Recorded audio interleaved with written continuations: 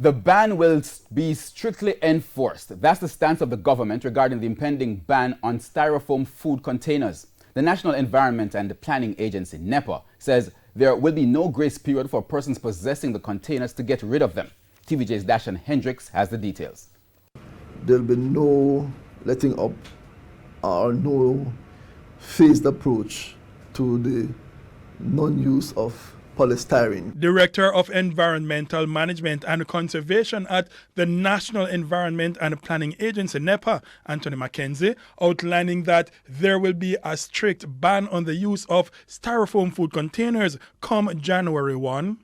People have to get rid of or use this packaging before the 1st of January.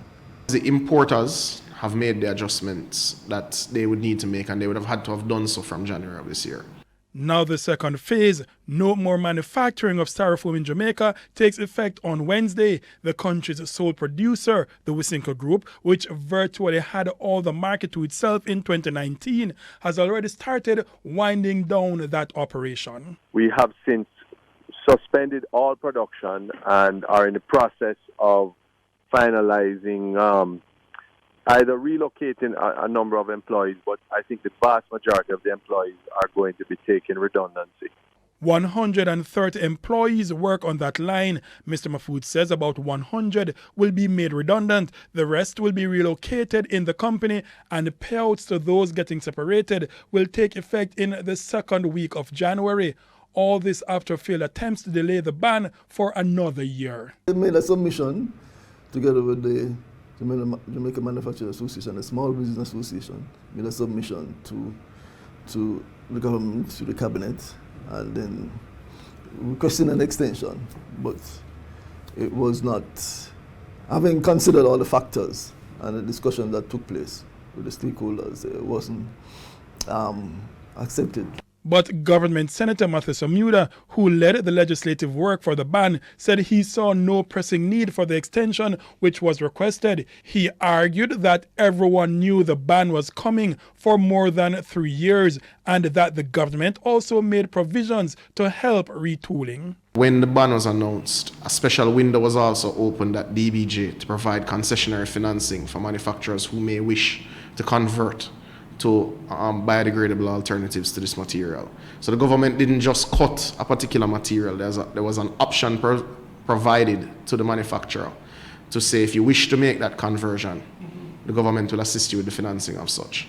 But Mr. Mahfood said his company did not consider the offer. He instead started to import alternatives.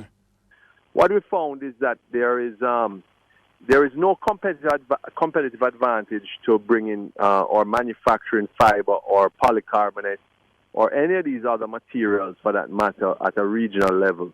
And, unlike styrofoam, which would have had a freight advantage and therefore we could manufacture it competitively in Jamaica versus China or South America or wherever.